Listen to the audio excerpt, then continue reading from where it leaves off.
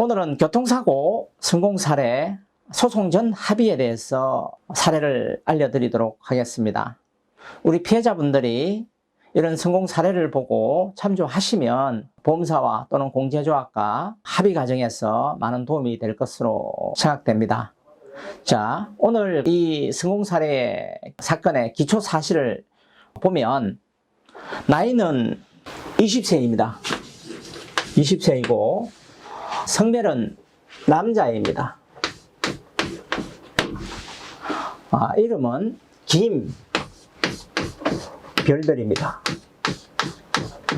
개인정보보호법에 따라서 이름을 다 노출할 수 없다는 사실에 대해서 말씀을 드리고, 사고는 2019년 9월에 났습니다. 2019년 9월에 났고, 입원은 한 달 정도 했습니다. 입원은 한 달 정도 했고, 지금 이제 나중에 다루겠지만 쟁점이 있는데, 나이가 20살입니다. 자, 어떻든 간에 알바를 하고 있었고 오토바이 배달을 하고 있었습니다. 그래서 이 오토바이 배달하는데 급여가 한 180, 190 이 정도 됐습니다. 190만 원 정도 됐습니다.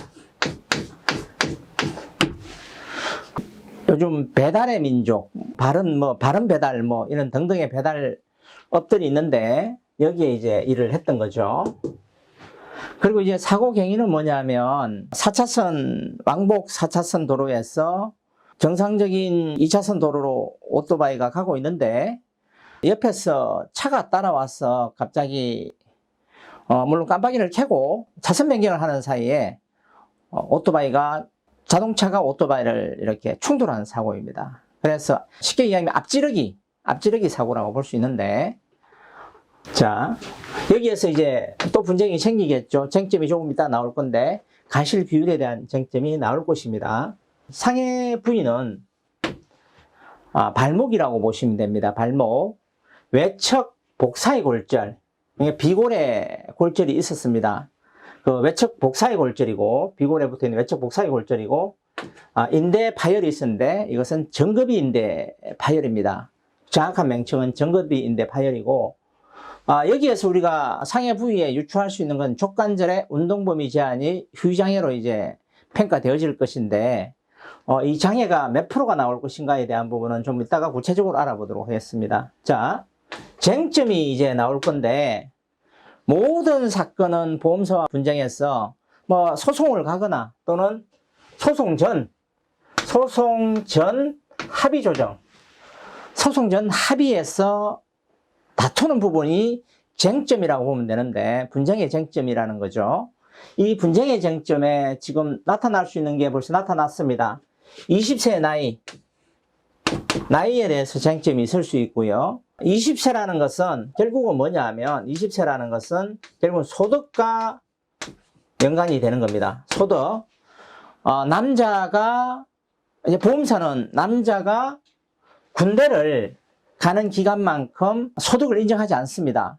즉 말해서 20살부터 22살, 이 22살 이제 후반기까지는 대부분 판례도 그렇고 소득을 인정하지 않습니다. 다만 실질적인 소득이 있었다는 것을 입증하는 부분에 대해서 보험사는 한계성을 두고 인정한다는 거죠. 소득을. 그런 부분에서 김별별이는 나이가 20세이므로 보험사에서는 소득을 인정 못하겠다라고 주장을 했었고, 두 번째로는 이제 가실입니다. 가실.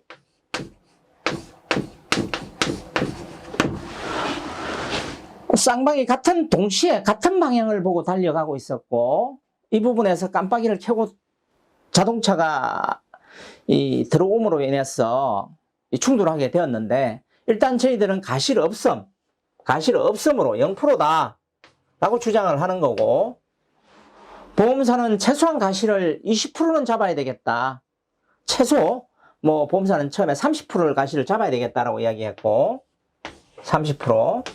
그러나 가실은 우리는 0%다 라고 이야기를 했습니다. 자, 여기에서 다음의 쟁점이 뭐냐 하면 이제 장애 기간과 장애율입니다. 장애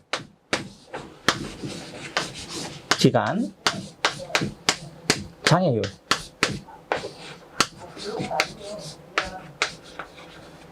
장애기간과 장애율입니다. 족관절의 장애는 통상 14%의 장애가 측정이 되고, 예를 들어서 분쇄골절로 족관절이 완전히 어그러졌다, 이러면 23%의 장애까지도 산정할 수 있으나, 이 사건에서 장애율은 14%를 정하는 게 맞다라고 보면 될 것 같고, 다만 장애 기간은 어떻게 잡을 것이냐. 아이가 젊고 하기 때문에 회복력이 뛰어납니다. 그래서 장애에 대해서 이제 서로 입장이 다른데, 보험사는 장애 14%에 2년을 잡았고, 장애 기간을 2년을 잡았고, 변호사 사무실에서는 장애 기간을 5년을 잡았습니다. 5년. 자, 이런 쟁점이 발생을 하게 되면 금액이 확연히 달라질 수 있어요. 이런 장애의 쟁점에 따라서.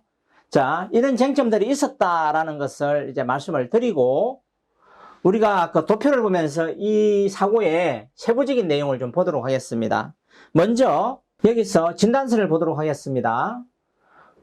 좌측 관절 외과골절 수술 후 상태이고, 좌족관절 인대 파열로 같이 함께 수술을 했다라는 이 진단서입니다. 그 다음에 진단서에 보면 같은 내용이에요. 앞에 있는 진단서 내용과 말은 이제 진단명이 좀 다르고, 의사에 따라서, 의료기관에 따라서, 병원에 따라서 진단명이 좀 다를 수 있는데, 발목을 포함하는 비고래 골절 폐쇄성이라고 되어 있고, 발목 및 발 부위의 인대의 파열이다 해서 이런 정급이 인대에 대한 파열이 있어서 간헐적 정복술 및 금속판 내고정술을 했다. 그리고 정급이 인대를 봉합했다라는 이런 내용입니다. 그래서 진단은 6주 이상의 안전가료가 필요하다라는 내용이고요. 진단 내용이 나왔습니다. 자, 이 허리에 대해서 요추 및 염자의 긴장, 이건 간단한 상병 기본으로 나오는 거고, 다치면서 이런 이제 흉터들이 좀 있었다 내용입니다. 자, 무릎에도 이제 오토바이를 타고 가다 넘어졌으니까 까진 부분들이 좀 생긴 거죠. 근데 시간이 지나면 이런 까진 부분들은 없어집니다. 가장 중요한 거는 발목에 이제 이 흉터에 대한 부분도 나중에 복구를 해야 되는 부분이 있다 말씀드리는 거고요. 자, 뼈 사진을 봤더니 비골 쪽, 그러니까 그 외측 복사, 좀 전에 말씀드렸듯이 좌측 발에 바깥으로 나온 외측 복사라고 하는, 그 복사뼈라고 하는데, 복사뼈 있는 부위에 비골 부분에서 골절이 있어서 판을 대고 나사못을 박아 놓은 상태입니다. 자, 이런 상태에서 이제 옆면에서 사고 영상을 다시 보게 되는 거죠. 이렇게 보면 사고 영상이 이제 다시 옆면에서 보여지는 겁니다. 철판 받고 그 다음에 고정을 한 거죠. 자, 영상을 보았습니다. 그러면 어떻게 합의금이 도출되었는지를 설명드리도록 하겠습니다. 자, 보험사는 일단 기본적으로 아까 쟁점에서 20세이기 때문에 보험사의 주장입니다. 자, 끊습니다. 이렇게. 보험사는 20세이기 때문에, 보험사는 20세이기 때문에 소득 인정이 안 되겠다. 소득이 인정 못 하겠다. 그 다음에 상실 수익액은 장애는 14% 인정하는데 기간은 한시 2년이다 이야기했고, 여기에 휴업손해 또 있겠죠. 휴업손해는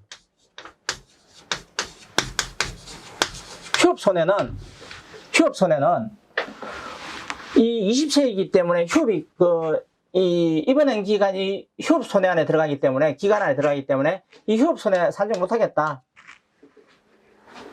자, 위자료는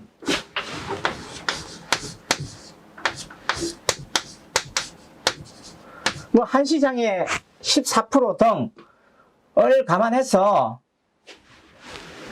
200만 원 정도 지급하겠다. 이렇게 됐습니다. 그렇게 해서 흉터 제거. 자, 핀 제거해야겠죠. 핀 제거, 금속판 핀 제거, 그 다음에 흉터 제거비 해서 얼마를 책정했냐면 300만 원을 책정했습니다. 책정해서 가시를 떨어야 되는데 가시는 자기들이 몇 프로를 잡냐면 20%를 잡습니다. 김벨벨의 가실이 20%가 있다. 그러면서 자 어차피 사고가 났었고 하기 때문에 지급해야 될 돈은 있으니 가실 적용하지 않고 줄 돈 500만 원에 합의보자. 500만 원에 합의보자. 라면서 사건에 대한 손해액을 산정해서 제시했습니다. 저희들이 자료를 제출했더니 저희들이 보았을 때 너무 터무니없는 금액을 제시한다라고 이야기를 하고 저희 쪽에서 손해액을 다시 산출해서 보냈습니다. 자, 저희들은 기본적으로 상실수익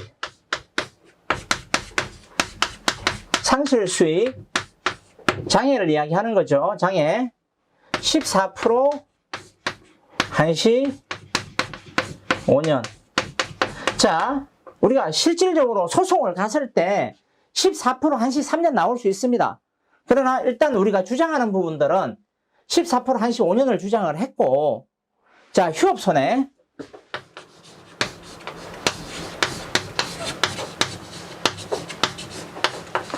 대법원 판례를 근거로 실질적으로 일을 했고 소득이 있었음을 입증을 했습니다. 그래서 배달의 민족에서 배달통인가 거기에서 서류를 받아서 소득이 있었음을 있는 소득 증명원을 보냈습니다.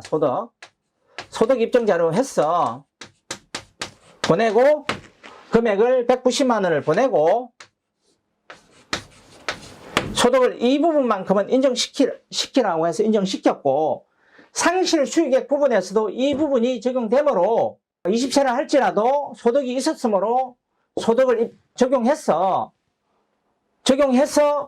계산하라. 그리고 우리는 이렇게 계산을 했습니다. 하고 향추비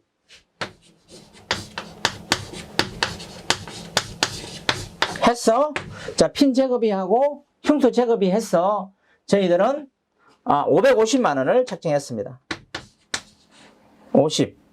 550만 원 책정했고 그렇게 해서 자 우리 쪽에서는 가실 몇 프로다? 0%다. 가실 0%다.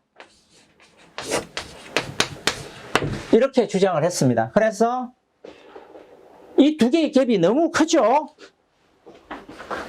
이 두 개의 갭이 너무 큽니다. 500만 원과 저희들이 주장한 게 4,200만 원이 나왔습니다.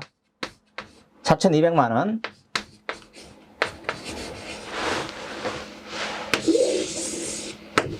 자, 갭이 너무 컸죠? 자, 소송을 갔을 때, 우리 모든 주장이 다 받아지는 것은 아니기 때문에, 이 부분을 가지고 1차 조정을 했고, 1차 조정. 이제 설득을 하는 거죠. 장애 가실에 대한 부분의 판례를 수차례. 이 부분의 가실은 금융감독원의 조정 안에서도 가실이 없는 것으로 된다. 이런 부분에 대한 주장. 물론 깜빡이를 켜고 들어왔으면 인지했다. 가실 10%, 20% 잡힐 수도 있습니다. 그러나 우리 쪽에 계속 주장은 가실 없음을 주장을 하는 거고. 자, 장애도 이 정도 다쳤으면 무조건 한시 5년 나온다고. 대법원 소송의 결과값에서도 한시 5년은 나온다. 이러면서 이제 계속 주장하는 거죠. 소득에 대한 부분은 입증이 됐으니까 인정해라. 해서 1차, 2차 설득하고, 자, 3차에서 근접하게 접근을 해서 얼마까지 도출이 됐냐 하면, 3,100만 원까지.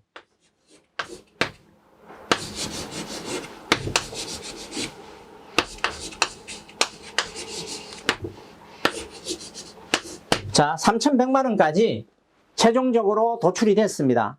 자,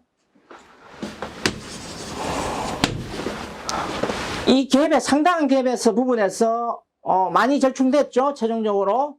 그래서 이 금액을 가지고 김별별님한테 의뢰인에게 금액이 3,100만 원이 나왔고, 저희들이 보았을 때, 변호사 사무실에서 보았을 때 3,100만 원 이상을 요구하면 뭐 당연히 소송으로 갈 수밖에 없는 상황이다라고 전달했고, 이 부분에서 합의를 보겠다.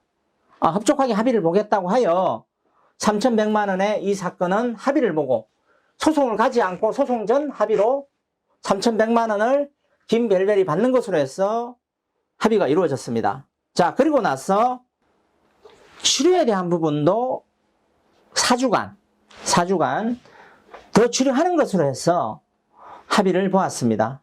자, 합의서를 한번 보도록 하겠습니다. 합의서를 보도록 하겠습니다. 대인배상보험금 합의서 해서 수령금액 3,000만 원, 그 다음에 법률상 손해배상임금 일체 하고 3,000만 원이 적혀 있는데 그 밑에 일금 100만 원은 추가로 지급하기로 함 해서 합의서를 작성하고 합의서에 서명하고 합의가 이루어진 건입니다. 자, 여러분들이 보험사하고 합의를 보면서 그냥 돈 달라, 나 피해 많이 봤다, 일반인들이 생각하는 듯이 내가 며칠 일 못했으니까 월급 며칠치를 달라, 뭐 3개월 일을 못했으니 3개월치를 달라, 또는 개인 사업자분들이 내가 사업했는데 한 3개월 입원하고 뭐 한 달 통원했, 2달 통원했으니까 일 못했으니까 5개월치 사업체에 손해액을 달라, 뭐 이런 주장을 하면 대화가 되지 않습니다. 절대로 대화가 되지 않습니다. 왜? 손해 산출에 대한 명확한 입증의 책임이 누구한테 있냐면 피해자한테 있습니다. 그래서 합리적인 보험사가 수용할 수 있는 세부 내용을 가지고 보험사에다가 내 손해를 입증하는 부분이 필요하다. 그래서 이런 사례를 보고 우리 피해자분들이 보험사 또는 공제조합과 합의를 진행을 해서 합의에 좋은 결과를 도출할 수 있도록 바라봅니다. 감사합니다.